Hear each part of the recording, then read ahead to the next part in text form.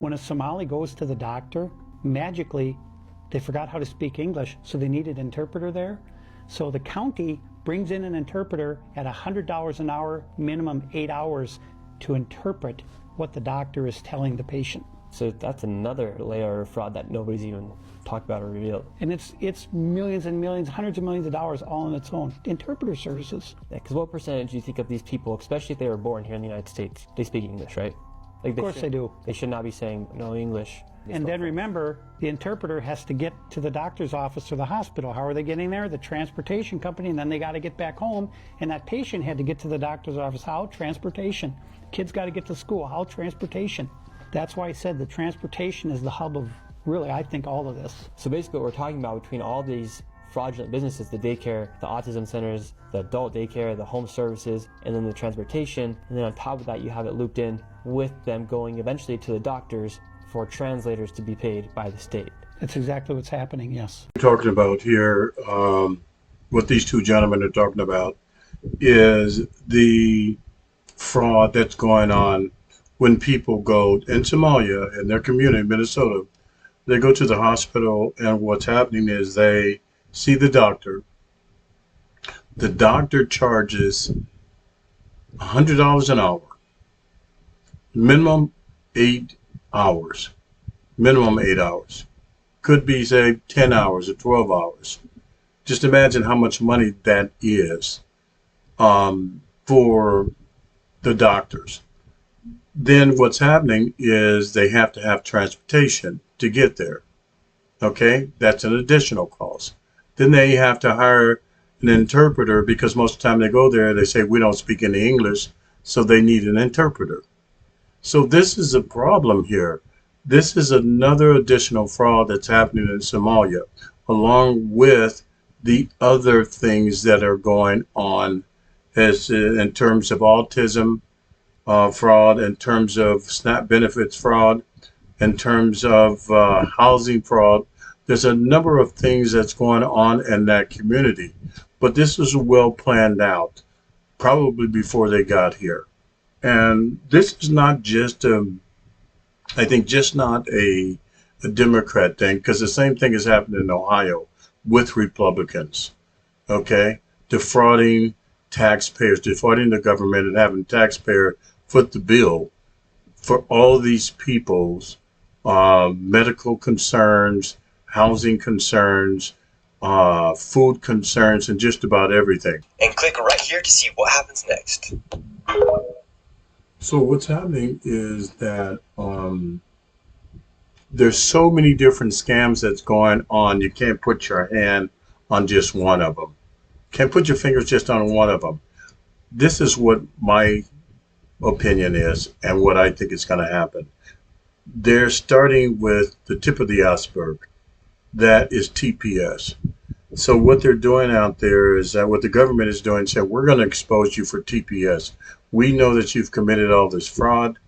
We're going to get rid of your temporary people, the temporary protective service or agency. We're going to get rid of that. And what we're going to do from there, after we get rid of those people on March 15th, we're in the process right now of investigating all these frauds in that community. So what's going to happen? They're going to go to these daycare centers. And if these daycare centers and these other frauds don't have proper documentation, they can say, okay, it's not valid. It's not valid. Even with people who have come into the country through a lot of these pastors and these churches that that basically sponsored these people to come in. And I think what's going to happen, there's going to be more fraud. Documentation is not going to be there. And just like they're saying, just about everything in Minnesota, they're saying, oh, we can't find the documentation. So what's going to happen? They say you can't find the documentation, then your validity or your documents are not correct. So that means you're not a citizen here. And you don't have a business. You're going to have to shut that business down. They can't even find the paperwork. Kristi Noem said 50% of their documentation in regards to immigration is either you can't find it, it's missing, or a lot of it, 50% of it's incorrect. So that's a number of things. That's one thing they're going to get you on with a lot of other things. So this is my thing. You know, a lot of people better start packing, because once they're onto this and once you've exposed yourself, you've stepped in the dog poop.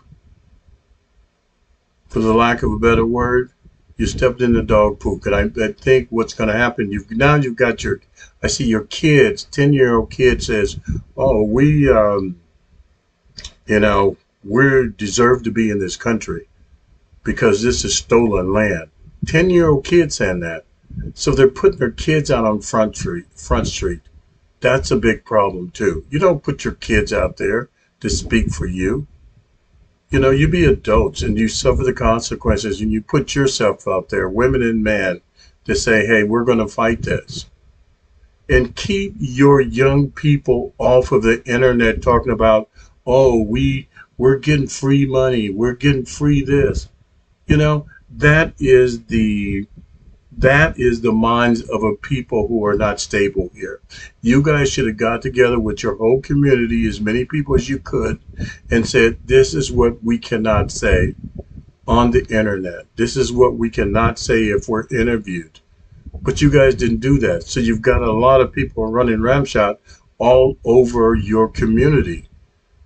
And this is why I say you continue to expose yourself. And when you expose yourself in America, especially in terms of fraud and money laundering and everything else, they're not going to stop pursuing you. Believe me, they're not going to stop pursuing you. Because guess what? We've been here for over 400 years, and they have not stopped pursuing us as well. Change it every time we get to a point where we seem like we're adjusting to the laws that they're making, they change the laws. So when we're almost at the goalpost, guess what? They move the goalposts a little bit higher, a little bit back further. And they've been doing that for years. And this is, like I said, this is the tip of the iceberg for Somalians. You guys are in for a long ride. You put yourself in a dark hole. You jump down the rabbit hole, and you're getting deeper and deeper. You put your hand in the cookie jar a little bit too far in America. Don't expose yourselves. It's not going to be a one-day ordeal. It's not. It's going to be a long process. And every step of the way, they are going to be targeting that community to try to get you out of America. There's a lot of countries right now that have deportations centers for immigrants, especially Muslims. The whole world is trying to get rid of, all these countries are trying to get rid of Muslims out of their country. So my thing is that dummy up, stop talking so much, have your people stay inside, and if you protest, make it a strategized and a planned protest that you have to clear with the local authorities. That's all you can do. And don't carry the Somalian flag out there. Carry the American flag. That's just my advice. But for right now, I think you guys are in too deep right now. Wish you guys luck. We can't support you. We don't even support our own people when they do wrong. And we definitely can't support you. So, you know, you guys do what you have to do in order to sustain and stay in this country, but we don't have anything for you this time.